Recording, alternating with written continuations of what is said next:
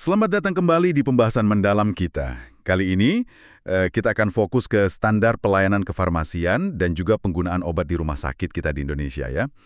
Ini acuannya peraturan Kemenkes yang baru itu. Sumber kita jelas ya, dokumen resmi pemerintah, panduan buat akreditasi rumah sakit. Tujuannya apa sih? Ya, biar kita paham sistem vital yang wajib ada di rumah sakit. Buat apa? Jelas, memastikan obat yang Anda sebagai pasien terima itu aman dan juga efektif. Ini bukan sekedar, ya udah kasih obat, tapi ada sistem berlapis gitu. Mari kita gali lebih dalam. Oke, kita mulai dari dasarnya dulu ya. Kenapa sih pelayanan farmasi sama penggunaan obat ini penting banget? Sasaran utamanya apa aja? Ini fundamental sekali ya buat keselamatan pasien. Kita sering dengarkan medication error atau kesalahan obat. Itu sebenarnya bisa dicegah loh. Oh iya ya. Nah, standar ini itu kayak pagar pengaman di seluruh proses obat. Mulai dari milih obatnya, pengadaan, nyimpennya gimana, dokter nulis resep, farmasi nyiapin, perawat ngasih ke pasien, sampai pemantauannya juga. Lengkap banget ya prosesnya. Iya, tujuannya jelas, menekan resiko seminimal mungkin. Termasuk juga, ini penting, ngendaliin resistensi antimikroba. Jadi ada 3 tujuan utama. Jaga mutu layanan, terus kasih kepastian hukum buat apoteker dan tenaga farmasi lain, dan yang paling penting, ya melindungi pasien dari obat yang nggak pas penggunaannya. Terus, gimana pengelolaannya di rumah sakit? Siapa yang megang kendali? Nah, idealnya, sistem ini dipimpin sama apoteker yang punya izin dan kompeten ya. Rumah sakit juga wajib mereview sistem ini paling nggak setahun sekali. Jadi ada evaluasi rutin. Betul, tapi ini bukan kerja sendirian apoteker loh. Ini kerja tim. Kolaborasi antara dokter, perawat, semua staf yang terlibat. Rumah sakit juga wajib menyediakan sumber informasi obat yang akurat. Yang paling baru gitu, buat semua yang butuh. Oke, di dokumen ini disebut juga soal formularium rumah sakit. Ini semacam daftar obat wajib gitu ya di rumah sakit. Kenapa ini penting? Bisa dibilang gitu. Formularium itu daftar obat acuan yang udah disepakati bareng-bareng. Pertimbangannya banyak. Kebutuhan pasien, bukti ilmiahnya gimana, keamanannya, sampai ya efisiensi biaya juga. Jadi nggak sembarang obat bisa masuk ya? Nggak bisa. Dan daftar ini dievaluasi terus, minimal setahun sekali. Biar apa ya? Biar obat yang dipakai itu beneran efektif, aman, mutunya bagus, dan stoknya juga aman. Kalaupun ada obat yang kosong, nah harus ada info penggantinya apa, yang setara gitu. Oke, masuk akal. Nah, obatnya udah dipilih nih, terus kan perlu disimpan. Kedengarannya sih simpel ya, tinggal taruh di rak. Tapi kayaknya aturannya detail banget ya. Wah, jauh dari simple. Penyimpanan ini krusial banget. Harus benar dan aman, sesuai jenis obatnya. Buat jaga kualitas, juga biar nggak salah ambil. Contohnya gimana tuh? Misalnya obat narkotika dan psikotropika, itu penyimpanannya harus ekstra aman, terkunci, biar nggak disalahgunakan. Pelaporannya juga ketat. Terus ada obat atau bahan berbahaya, B3, radioaktif, itu penanganannya khusus. Demi keselamatan staf juga ya berarti? Tepat. Ada juga elektrolit pekat. Nah ini harus di tempat khusus, labelnya jelas banget, biar nggak ketuker. Soalnya salah dosis sedikit aja, itu bahaya banget. Obat emergensi juga, harus selalu siap pakai, tata letaknya sama di semua unit, bahkan di ambulans. Wow, seragam ya? Trisi parenteram, obat penelitian, obat donasi. Label juga harus jelas, termasuk tanggal kedaluarsa setelah dibuka atau diracik, beyond use date. Apoteker wajib supervisi rutin, plus harus ada sistem buat nanganin obat rusak, kedaluarsa, atau kalau ada penarikan kembali, recall. Kompleks ya, ternyata urusan simpan-menyimpan ini. Nah, kita geser ke presepan. Sering banget dengar ini jadi titik rawan kesalahan. Aturannya gimana di sini? Betul sekali, ini tahap yang rawan banget. Resep itu standarnya harus lengkap dan jelas terbaca. Identitas pasien, nama obatnya apa, dosisnya berapa, cara pakainya gimana, frekuensinya. Terus harus ada nama jelas dan tanda tangan dokter. Kalau nggak lengkap atau nggak kebaca gimana? Nah, itu ada prosedurnya. Harus dikonfirmasi ulang ke dokternya.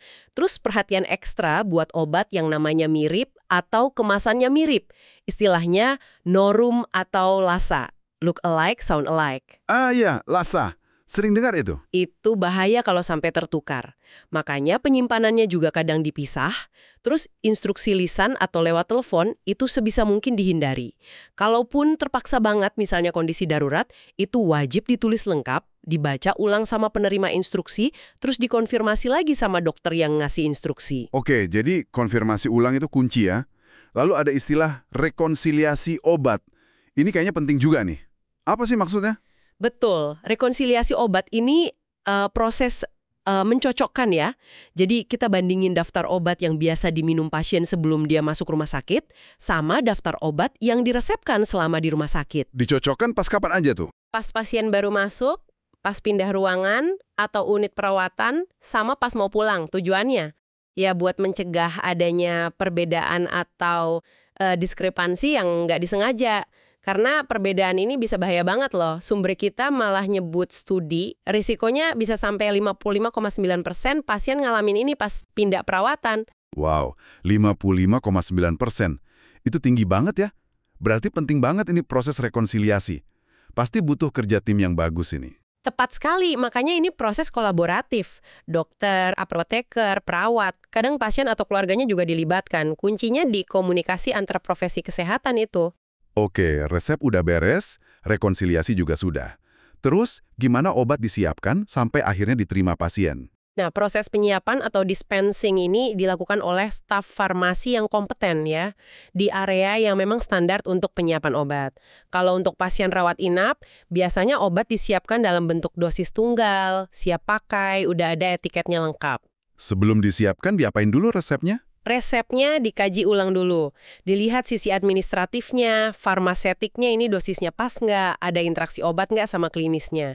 Nah, sebelum obatnya dikasih ke perawat atau langsung ke pasien rawat jalan, ada lagi proses telaah obat. Ini buat mastiin 5 benar. Apa aja tuh 5 bener? Benar pasien, benar obat, benar dosis, benar rute pemberiannya diminum, disuntik, dan lain-lain, sama benar waktu pemberiannya. Jadi ada beberapa lapis pengecekan ya, biar aman. Terus pas pemberiannya ke pasien? Pemberiannya dilakukan oleh staf klinis yang berwenang, biasanya perawat ya kalau dirawat inap. Mereka juga wajib verifikasi ulang. Cek lagi identitas pasien, cocokkan sama obatnya, minimal ya 5 benar tadi. Dicek lagi ya? Iya, khusus buat obat yang risikonya tinggi, high alert istilahnya, itu wajib ada pengecekan ganda. Jadi dicek oleh 2 petugas yang berbeda sebelum dikasih ke pasien. Oh, double check. Oke. Betul.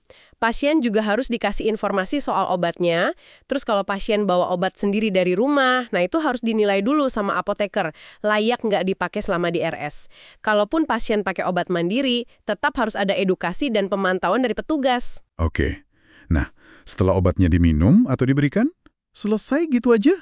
Atau masih ada lanjutannya? Belum selesai, masih ada tahap pemantauan. Jadi tim kesehatan itu memantau efek terapinya gimana, muncul efek samping nggak, semua dicatat di rekam medis pasien. Kalau ada efek samping di mana? Efek samping, terutama yang serius, itu wajib dilaporkan. Ada pelaporan internal di RS, ada juga yang dilaporkan ke Badan POM. Nah, yang juga penting banget nih, pelaporan insiden, termasuk kalau ada kesalahan obat, medication error, bahkan kejadian nyaris cedera atau KNC. KNC itu yang kesalahannya hampir terjadi tapi belum kena pasien ya? Betul, misalnya salah ambil obat, tapi ketahuan sebelum dikasihkan. Itu juga dilaporkan. Jadi kesalahan pun dilaporkan ya? Tujuannya apa? Bukan buat cari siapa yang salah kan? Sama sekali bukan buat menyalahkan perorangan, tujuannya itu untuk belajar, murni belajar. Dianalisis kenapa kok bisa terjadi, akar masalahnya apa, terus sistemnya diperbaiki biar nggak keulang lagi. Ini inti dari budaya keselamatan pasien, medication safety namanya, dan perbaikan mutu yang terus-menerus. Rumah sakit wajib punya sistem pelaporannya, tindak lanjutnya gimana, dan stafnya juga dilatih soal pentingnya lapor kalau ada insiden. Jadi makin kebayang ya, di balik satu obat yang kita terima di rumah sakit itu, ternyata ada sistem pengaman yang berlapis-lapis, rumit, melibatkan banyak orang, banyak prosedur. Semua demi keselamatan kita sebagai pasien. Benar sekali. Kuncinya yaitu tadi, proses yang standar, kerja tim yang solid, komunikasi yang efektif antar petugas kesehatan, dan dievaluasi terus-menerus. Ini bentuk komitmen yang serius ya pada mutu dan keamanan. Oke, sebagai penutup nih, mungkin sedikit bahan pemikiran buat Anda yang mendengarkan. Setelah kita tahu betapa kompleksnya proses ini, kalau nanti Anda atau keluarga berinteraksi lagi dengan urusan obat di rumah sakit, kira-kira aspek mana nih dari benteng pertahanan berlapis ini yang sekarang jadi paling menarik perhatian Anda?